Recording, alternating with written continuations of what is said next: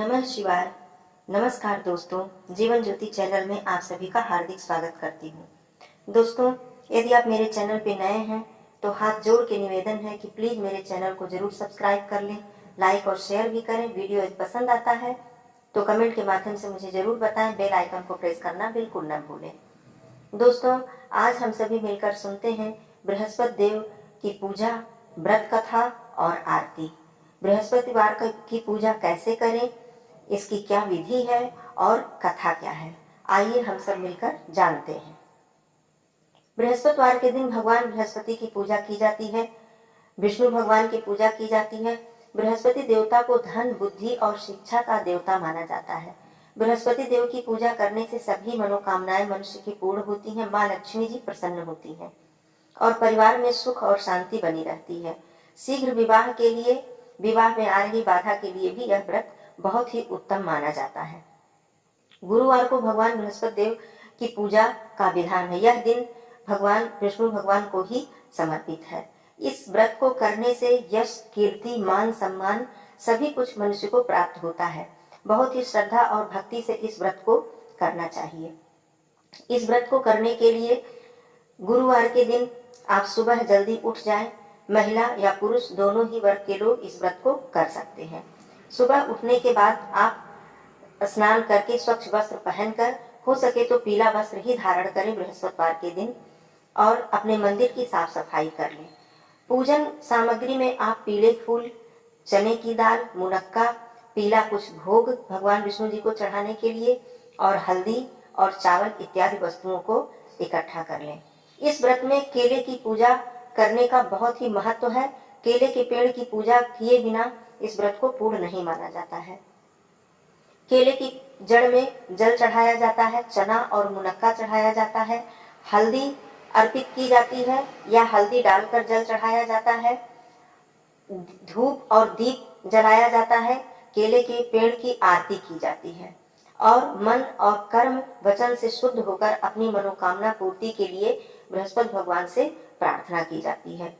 जहाँ तक कथा की बात है, कथा आप अपने मंदिर में भगवान विष्णु भगवान की तस्वीर को सामने रखकर भी कह सकते हैं, सुन सकते हैं, या चने के या केले के पेड़ के पास भी आप बैठकर कथा सुन सकते हैं। दोनों ही विधि से कथा सुनने में बहुत ही महत्व है।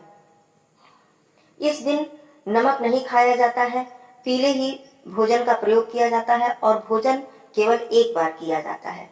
उस मीठा भोजन हो वह पीला हो, उसमें पीला हल्दी पीली डाल लें और पूजन करें। पहले विष्णु भगवान की तस्वीर को एक वस्त्र बिछाकर सामने स्थापित करें। स्वयं भी आसन बिछाकर बैठ जाएं। स्वयं को जल से पवित्र करें और भगवान विष्णु जी को, बृहस्पति भगवान को पीला पुष्प अर्पित करें, पीला चंदन लगाएं, पीला वस्त्र अर्पित करें। उन्हें उनके भोग में तुलसी जी की पत्तियां रखें और पूजन करें। सामने लोटे में जल भर कर रखें। लोटे के जल में स्वास्तिक बना दें, मौली बांध दें और दीपक जला दें। उसके बाद आप कथा सुनना प्रारंभ करें। आइए गुरुवार व्रत की कथा प्रारंभ करते हैं। प्राचीन काल की बात है, किसी राज्य में एक बड़ा प्रतापी और दानी राजा राज्य करता था। वह प्रत्येक गुरुवार को व्रत रखता एवं भूखे और गरीबों को दान देकर पुण्य प्राप्त करता था। परंतु यह बात उसकी रानी को अच्छी नहीं लगती थी। वह न तो व्रत ही करती थी और न ही किसी को एक पैसा दान में देती थी, और राजा को भी ऐसा करने से मना किया करती थी। एक समय की बात है कि राजा शिकार खेलने वन को गए थे। घर पर रानी और दासी अकेली थी। उसी समय गुरु बृहस्पति देव साधु का रूप धारण करके राजा के दरवाजे पर भिक्षा मांगने आए।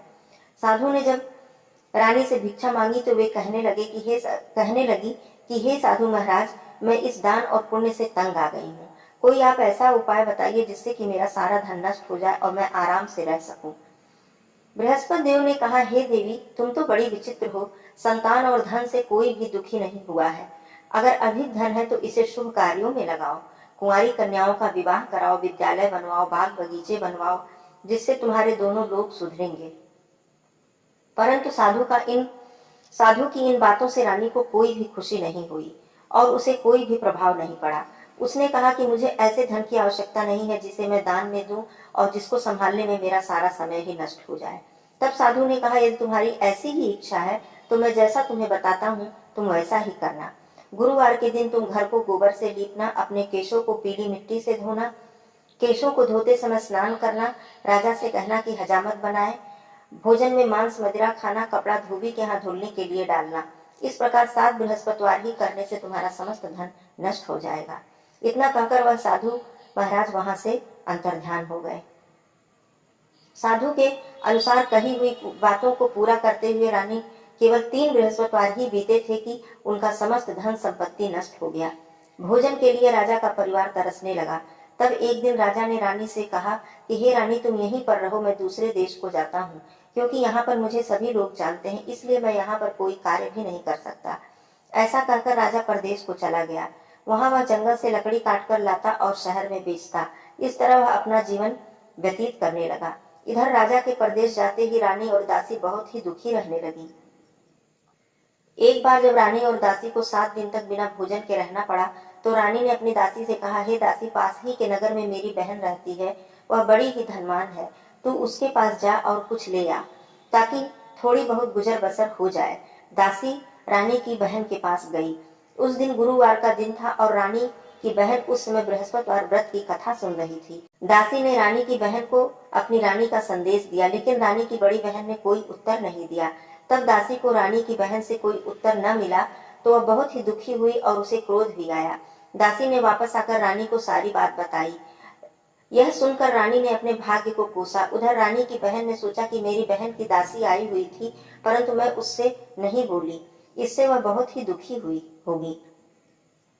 कथा सुनकर और पूजन को समाप्त करके वह अपनी बहन के घर आई और कहने लगी, हे बहन, मैं बृहस्पतिवार व्रत की कथा कह रही थी, तुम्हारी दासी मेरे घर आई थी, परंतु जब तक कथा होती है बीच में न ही उठते हैं और न ही बोलते हैं, इसलिए मैं कुछ नहीं बोली। कहो दासी क्यों गई थी? रानी बोली, बहन, तुमसे क्या छिपाऊं, हमारे घर में खाने तक को अनाज नहीं था। ऐसा कहते कहते रानी की आंखें भर आईं। उसने दासी समेत पिछले 7 दिनों से भूखे रहने की बात अपनी बहन को बताई। रानी की बहन बोली, देखो बहन, भगवान बृहस्पति देव सबकी मनोकामना को पूर्ण करते हैं, देखो शायद तुम्हारे घर में अनाज रखा हो। रानी को तो पहले विश्वास ही नहीं हुआ, पर बहन के आग्रह करने पर उसने अपनी दासी को अंदर भेजा तो सचमुच अनाज से भरा हुआ एक घड़ा मिला।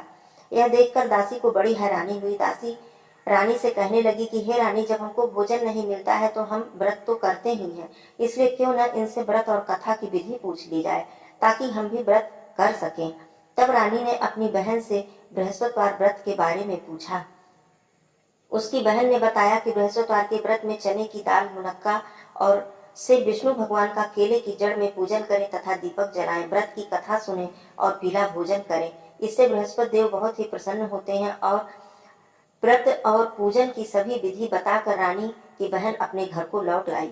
7 दिन के बाद जब गुरुवार आया तो रानी और दासी ने व्रत रखा। घुड़साल में जाकर चना और गुड़ ले आई। फिर उसने केले की जड़ तथा विष्णु भगवान का पूजन किया। अब पीला भोजन कहाँ से आए, इस बात को लेकर दोनों बहुत ही दुखी हो गई। क्योंकि उन्होंने व्रत रखा था, इसलिए बृहस्पति देव भगवान उनसे बहुत ही प्रसन्न थे। इसलिए वे एक साधारण व्यक्ति के रूप में आए और 2 थालों में सुंदर पीला भोजन दासी को दे गए। दासी भोजन पाकर बहुत ही प्रसन्न हुई। फिर रानी के साथ मिलकर दोनों ने भोजन ग्रहण किया। उसके बाद वे सभी गुरुवार को व्रत और पूजन करने लगी। बृहस्पति भगवान की कृपा से उनके पास फिर से धन संपत्ति आ गई, परंतु रानी फिर से पहले की तरह ही आलस्य करना शुरू कर दी। तब दासी बोली, देखो रानी, तुम पहले भी इसी प्रकार आलस्य करती थी, तुम्हें धन रखने में कष्ट होता था, इस कारण सभी धन नष्ट हो गया। और अब जब बृहस्पति भगवान ने हम सभी पर कृपा की है, हमें धन मिला है, तो फिर से तुमको आलस्य हो रहा है। रानी दासी की बातों को समझते हुए कही कि बड़ी मुसीबतों से मुझे यह धन हम सबको मिला है, इसलिए हमें दान पुण्य करना चाहिए, भूखे मनुष्यों को भोजन कराना चाहिए और धन को शुभ कार्य में लगाना चाहिए, जिससे कि तुम्हारे कुल का यश बढ़ेगा, स्वर्ग की प्राप्ति होगी और तुम्हारे पितृ भी प्रसन्न होंगे। दासी की बात मानकर रानी ने अपना धन शुभ कार्यों में खर्च करने लगी, जिससे कि पूरे नगर में उसका यश फैलने लगा। इधर राजा परदेश में बहुत दुखी रहने लगा। एक दिन राजा दुखी होकर जंगल में एक पेड़ के नीचे आसन जमाकर बैठ गया। वह अपनी दशा को याद करके व्याकुल होने लगा। बृहस्पतिवार का दिन था। एकाएक उसने देखा कि निर्जन वन में एक साधु प्रकट हुए हैं। वह साधु के वेश में स्वयं बृहस्पति देवता थे। लकड़हारे के सामने आकर बोले, हे लकड़हारे, इस सुनसान जंगल में तू चिंता मग्न क्यों बैठा हुआ है? लकड़हारे ने दोनों हाथ जोड़कर प्रणाम किया और उत्तर दिया, महात्मा जी, आप तो सब कुछ जानते हैं, मैं क्या कहूँ। यह कहकर वह रोने लगा और साधु को अपनी आत्मकथा सुनाई। महात्मा जी ने कहा कि तुम्हारी स्त्री ने बृहस्पतिवार के दिन बृहस्पति देव का निरादर किया है, जिसके कारण रुष्ट होकर उन्होंने तुम्हारी यह दशा कर दी है। अब तुम चिंता को दूर करके मेरे कहने पर चलो तो तुम्हारे सभी कष्ट दूर हो जाएंगे और भगवान पहले से भी अधिक संपत्ति तुम्हें देंगे। तुम बृहस्पतिवार के दिन कथा किया करो, 2 पैसे के चने और मुनक्का लाकर उसका प्रसाद बनाओ, शुद्ध जल से लोटे में शक्कर मिलाकर अमृत तैयार करो। कथा के पश्चात अपने सारे परिवार और सुनने वालों प्रेमियों को अमृत और प्रसाद बांटकर स्वयं भी ग्रहण करो। ऐसा करने से भगवान तुम्हारी सभी मनोकामनाएं पूरी करेंगे। साधु के ऐसे वचन सुनकर लकड़हारा बोला, हे प्रभु, मुझे लकड़ी बेचकर इतना पैसा नहीं मिलता है जिससे मैं भोजन करने के उपरांत कुछ बचा सकूं। मैंने रात्रि में अपनी स्त्री को बहुत ही व्याकुल देखा है। मेरे पास कुछ भी नहीं है जिससे मैं उसकी कोई खबर मंगा सकूं। साधु ने कहा, हे लकड़हारे, तुम किसी बात की चिंता मत करो। बृहस्पतिवार के दिन तुम रोजाना की तरह लकड़ियां लेकर शहर को जाओ। तुमको रोज से दुगना धन प्राप्त होगा, जिससे तुम भली भांति भोजन भी कर सकोगे और पूजा का सामान भी आ जाएगा। इतना कहकर वह साधु महाराज वहां से अंतर्ध्यान हो गए।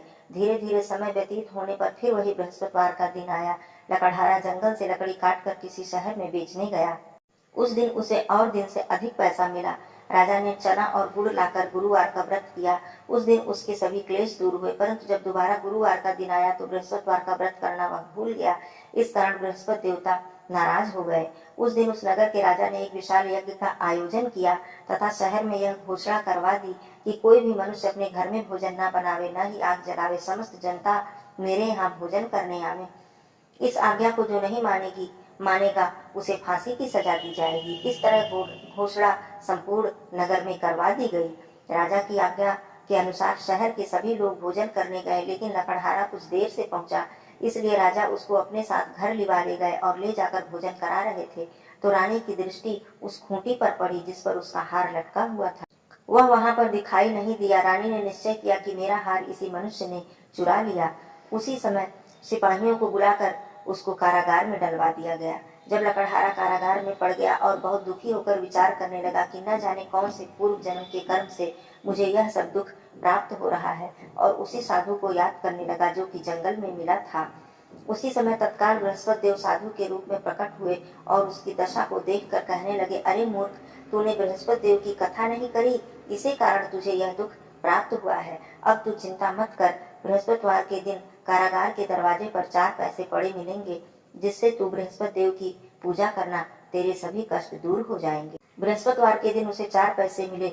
लकड़हारे ने कथा कही। उसी रात्रि को बृहस्पति देव ने उस नगर के राजा को स्वप्न में कहा, हे राजा, तुमने जिस आदमी को कारागार में बंद कर दिया है वह निर्दोष है, वह राजा है, उसे छोड़ देना।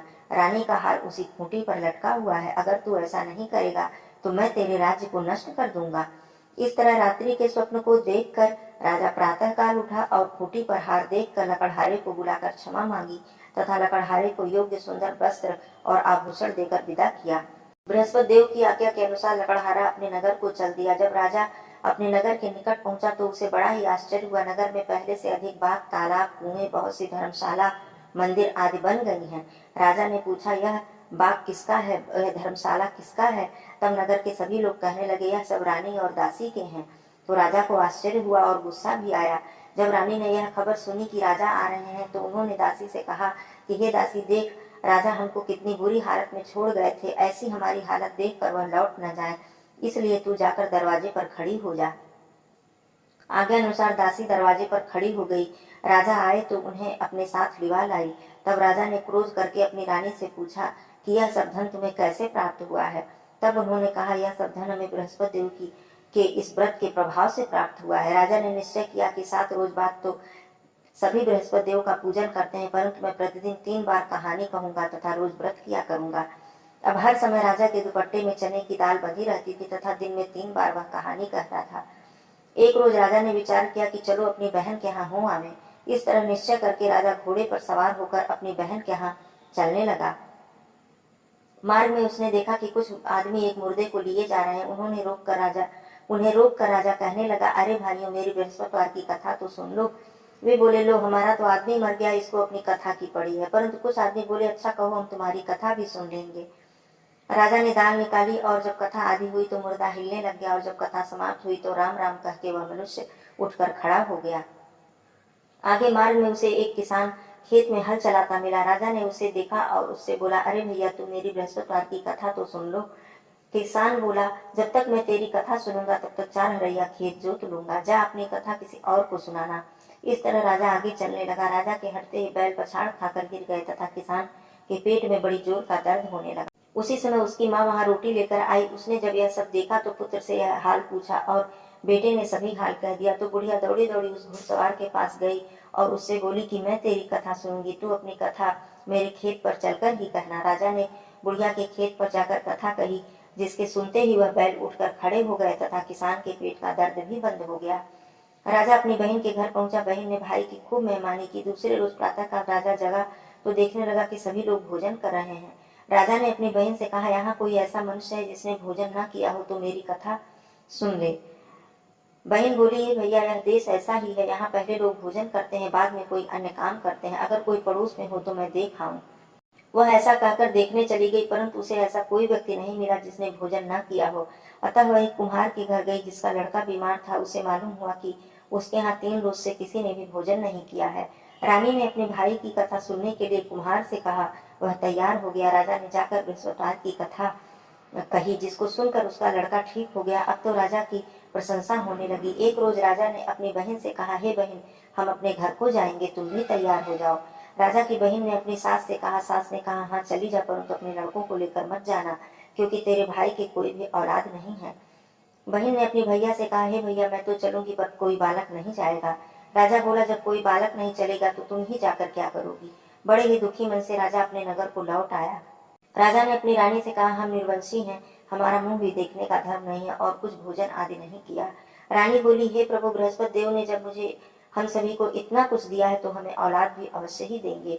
उसी रात को बृहस्पति देव ने राजा से स्वप्न में कहा, हे राजा, उठ, सभी सोच त्याग दे, तेरी रानी गर्भ से है। यह सुनकर राजा बहुत ही खुश हुआ। 9वें महीने में उसके गर्भ से एक सुंदर पुत्र पैदा हुआ। तब राजा बोला, हे रानी, स्त्री बिना भोजन के रह सकती है, पर बिना कहे नहीं रह सकती। जब मेरी बहन आवे तो तुम उससे कुछ मत कहना। रानी ने सुनकर हाँ कर दिया।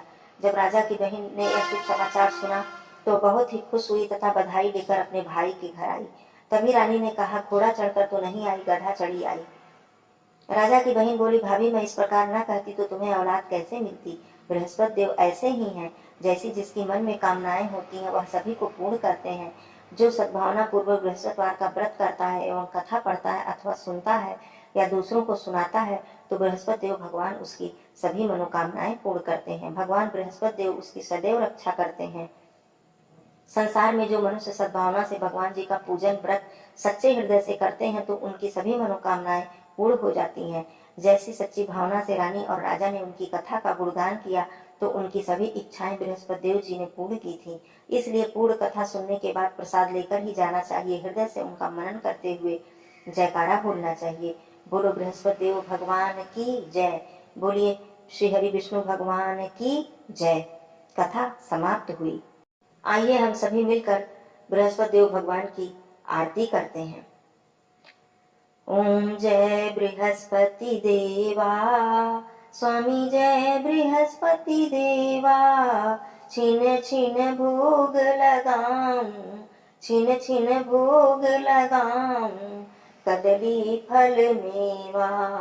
ओम जय बृहस्पति देवा। तुम पूर्ण परमात्मा, तुम अंतर्यामी, जगत पिता जगदीश्वर, तुम सबके स्वामी।